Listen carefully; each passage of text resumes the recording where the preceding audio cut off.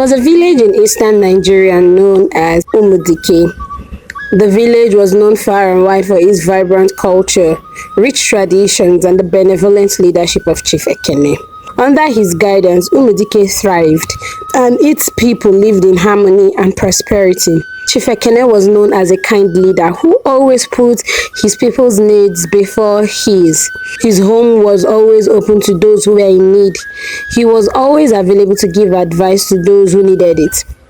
No one could say one ill word about him and not get stoned to death. Everybody loved Chief Ekene and were grateful that he had such a kind leader. One problem though was that Chief Ekene refused to get married. He preferred to dedicate his life to his people and serve them. Many days and nights he spent alone. He could have been surrounded by his family, but he believed that his greatest duty was to his people and not to a single person. The only family he had were his siblings, their spouses, and their children. He was a well-beloved brother and uncle to them. He had faith that his people would always be by his side and would never forsake him. His unwavering faith in his clan would soon receive a rude awakening and teach him a lesson he didn't expect.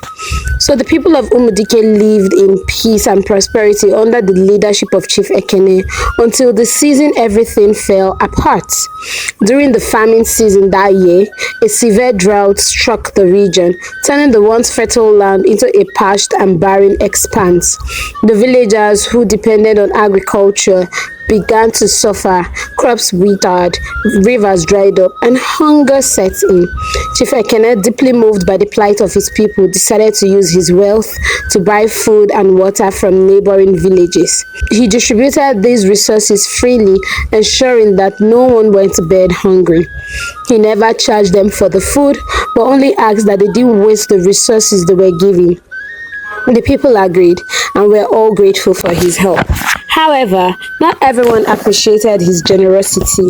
A group within the village, led by a cunning and envious man named Obinna, began to spread rumors. They accused Chief Ekene of favoritism and claimed that he was using the crisis to gain more power and wealth. As these whispers grew louder, some villagers started to doubt the chief's intentions. Those who had accepted his help, taking advantage of his generosity and only survived because of his goodness, began to talk against him. To make matters worse, a group of bandits, hearing of the chief's generosity, decided to exploit the situation. They began raiding the village, stealing the precious supplies that Chief Ekene had worked so hard to secure. Despite these setbacks, the chief remained steadfast in his commitment to his people. He organized the village's young men into a defense force and worked tirelessly to protect the villagers. His efforts didn't seem to yield much results because daily reports of missing food items were constantly brought to his stable. Chief Ekene was saddened and hated what was happening. One day, he decided to call for a general meeting between all disputing parties and ask them what they wanted and how he could satisfy their demands. This he did so that the community would also live in peace and harmony. He was ready to pay everything from his pocket and restore a semblance of balance to the community. Yet the parties involved refused any call for peace. They did not only refuse to come to agreement, they threatened to even do worse than he had seen if he didn't stop interfering with their evil activities. To make good on their threats, they burnt down the stores of some of the chief's supporters and blamed the chief, saying he did it to cast them in a bad light. Many people believed them and began turning away from the chief. Chief Ekene was heartbroken and felt all alone. One night, as Chief Ekene was returning from a neighboring village with a cart full of food, he was ambushed by some bandits. They beat him mercilessly and left him for dead. News of the attack spread quickly and the villagers were plunged into despair. Obinna seized this opportunity to further his agenda, urging the villagers to appoint him as the new leader, promising security and stability. A good Samaritan took the chief home and tended to his wounds quietly. As Chief Ekene lay injured in his hut, he wrestled with his conscience. Anger and bitterness threatened to consume him. He had given everything for his people, yet they were turning against him. He considered using his power to crush his enemies and regain control, but deep down, he knew this was not the way. He had always believed in kindness and justice, and he resolved to stay true to those values, no matter the cost. One day, after much searching, a healer was found who could treat him. His family, desperate for their brother's recovery, agreed. The healer's methods were unconventional, including rare herbs and ancient chants. Miraculously, Chief Ekene began to recover and his strength slowly returned. All admonishment to leave the people of Imudike to their fate fell on deaf ears. His siblings pleaded with him to let everything go and concentrate on staying alive, yet he refused. He wanted to free his people from the evil hands they'd fallen into, and nothing could deter him. With his renewed vigor, Chief Ekene devised a plan to outsmart the bandits.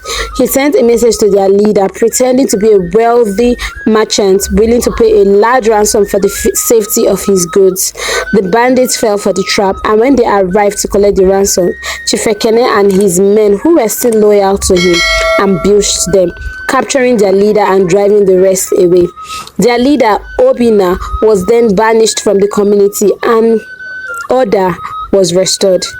Just when things began to be stable and peace was seen again, another trouble emerged. Obina, furious at being outmaneuvered and banished, sought out a witch doctor renowned for his dark powers. He made a pact to curse Chief Ekene, hoping to finally rid himself of his rival. Strange occurrences began to plague the village. Livestock died mysteriously, crops failed to grow, and illness spread amongst the villagers. The curse was meant to destroy anything and everything that Chief Ekene puts his hands on. Knowing that he was involved in almost every area of the village's well-being, it affected them in a higher capacity than anticipated. Obina was elated with the results and swore that till everything is destroyed, he would never rest. Desperate to lift the curse, Chief Ekene decided to find a solution through the help of the oldest wise woman in the village, known as Mama Osi. She was also a powerful seer and healer who lived in solitude. After hearing his plight, Mama Osi revealed that only a heart truly pure could break the curse. She instructed him to perform a series of tasks that tested his character and resolve. Chief Ekene undertook the tasks, each more challenging than the last. He had to show compassion to those who wronged him. This was very difficult for him as he was still embittered against Obina and his gang. The pain they made him feel had not yet dissipated, and he had vowed that he would never forgive them. But knowing that that was what was needed to help the community, he painfully had to let it go. For many nights he cried himself to sleep, purging his heart of the pain and sorrow he felt, till he felt healed enough to forgive them. Secondly, he had to give up his most prized possessions. This was also difficult because he didn't know what it was. After many days of deeply searching his heart, he realized that the position of chief was what meant the most to him, because he felt without this position he wouldn't be able to help his people. But he realized that that was a lie. With or without his rank, he would be able to help his people and provide for them. So he gathered the clans, men and women, and gave up every right he had to be the chief. This caused a great uproar, but he stood firmly without explanation and went back home a changed man. Lastly, he had to face his deepest fears. This was easier for him as he had stepped down from the position of a chief. His deepest fears was to never be needed again by his people. But leaving the position of chief made this easier to bear, and he faced it with his newfound courage. In this journey, he had interaction with spirits, faced temptations, and uncovered hidden truths shown to him by his ancestors and their lineage through dreams and visions. In the final test, Chief Ekene had to forgive Obina and offer him a chance at redemption. This he had to do face to face. With great difficulty, he managed to find Obina and extend his hand in peace. Obina, touched by the chief's unwavering kindness, broke down and confessed his wrongdoings. The curse was lifted and balance was restored to Umidike. In the end, Chief Ekene's unwavering commitment to kindness and generosity prevailed. The village of Umidike slowly recovered from the drought, and its people learned the true value of unity and trust. Chief Ekene Ene was asked by the people to continue leading them and help them as he had always done. This he accepted after careful consideration. He led with compassion, his spirit unbroken, a beacon of hope in the heart of Umudike and her people.